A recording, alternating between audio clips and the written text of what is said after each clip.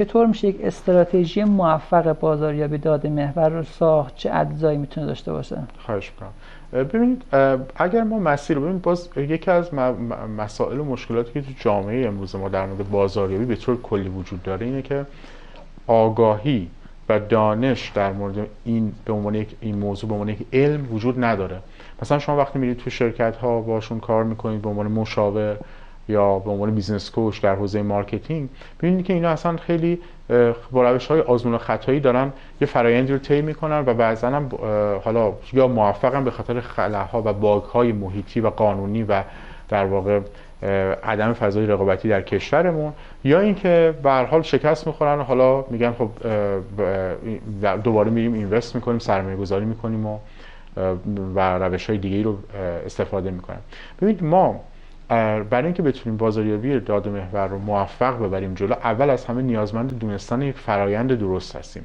فرایند یعنی من بازاریابی رو یک پروسه دائمی و چرخه دائمی ببینم. این چیزی که من همیشه توی یک شرکت ها به عنوان مشاور یا توی کلاسام با دانشجویان میگم بازاریابی به خصوص با رویکرد نوین و داده محوری قلب یک کسب و کاره. مثل یک قلب در بدن انسان که داره خون رو پمپاژ میکنه به اجزای مختلف بدن میرسونه و باعث میشه که دست، پاها، مغز و همه جای بدن درست کار بکنن و اکسیژن به همه جای بدن یا مواد غذایی به همه جای بدن برسه.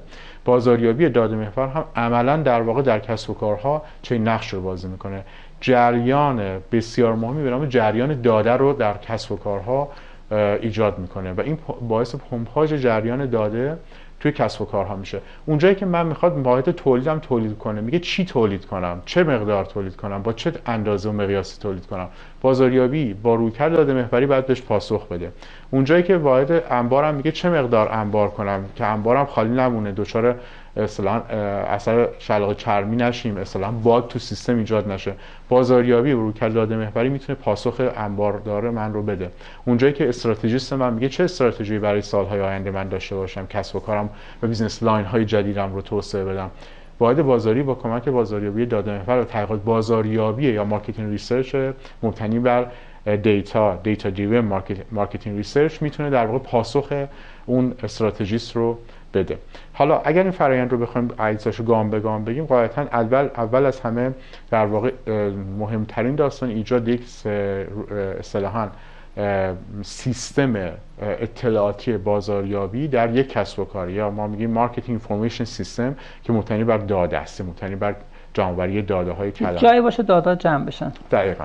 این سیستم که به طور اتوماتیک داره داده‌های داخل کسب و کار و داده‌های محیطی رو از فضای مجازی و سوشال میدیا و وبسایت من، هر چیزی که ما تریس و ترک می‌کنیم و می‌تونیم دیتاشو در واقع اکسپلور کنیم، بکشیم بیرون و اصطلاحاً آنالیز بکنیم، میاره جمع میکنه توی مخزن. پس بخش اولمون آماده است. بخش دوممون اینه که این داده ها حالا باید آنالیز بشه، بیاد دی اینترنال دیتابیس من و اکسترنال دیتابیس من بیاد و جمع بشه و آماده بشه برای تحلیل.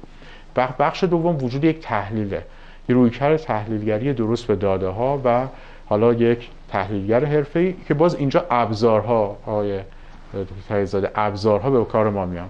اونجایی که مثلا گوگل آنالیتیک رو استفاده میکنیم، یه ابزار برای این قسمت، برای مصورسازی داده. دقیقاً. اونجایی که ما داریم در واقع مثلا گوگل ادز رو استفاده میکنه، ابزار باز برای این قسمت. باز با کمک همین ابزارها و حالا سایر ابزارهایی که توی در واقع ما فضای دیتا دریون مارکتینگ استفاده میکنیم، میاد تحلیلگری رو برای ما انجام میده. گام بعد از تحلیلگری تبدیل این در واقع تحلیل های انجام شده به یک سری اصطلاحاً ما میگیم سناریو، تبدیل سناریوها به در واقع آلترناتیو ها و استراتژی های بازاریابی و اون استراتژی حالا به بخش های مختلف تقسیم میشه. استراتژی کمپین های تبلیغاتی، استراتژی های در واقع اصطلاحاً توسعه محصولات خدمات جدید، استراتژی های قیمت گذاری در بازاریابی، استراتژی های ورود به بازارهای یا نیو مارکت، در واقع بازارهای جدید و نوظهور، و همینطور حالا استراتژی دیگه. مهمترینش در حالا چیزی که ملموس آدم ها میبینن و اصطلاحاً مخاطب کاستومر و یوزر من میبینه، میشه اون قسمت کمپین هاش که کمپین های اثر بخشتر من میتونم بدم که کاملا کاستومایز شده و شخصی سازی شده برای مشتری من قابل در واقع نمایشه و خب اونم باش ارتباط میگیره و گام‌های بعدیش به وجود میاد. حالا این اگه چرخه در نظر بگیریم، گام بعدیش هم میشه ارتباط یا اصطلاحاً کانال ارتباطی با مشتری، رفتن مشتری اصطلاحاً اینتنشن و اتنشن جذب شدنش و بعد قصد خرید. حالا که خرید ایجاد شد، برندینگ. باز این چرخه به برندینگ هم بسیار میتونه کمک کنه و حالا برند اورنس یا آگاهی از برند و اصطلاحاً برند لویالیتی یا وفاداری به برند. خیلی عالی. سه تا نکته خیلی جالبی که فرمودید این هستش که برای بحث آگاهی خب ما باید ابتدا احتمالاً با یک زیرساخت فکری تو اون سازمان ایجاد کنیم که بدون داده چیه، مفاهیم داده محور چی هستش، بعد بیفتیم تو لوپ که فرمودید.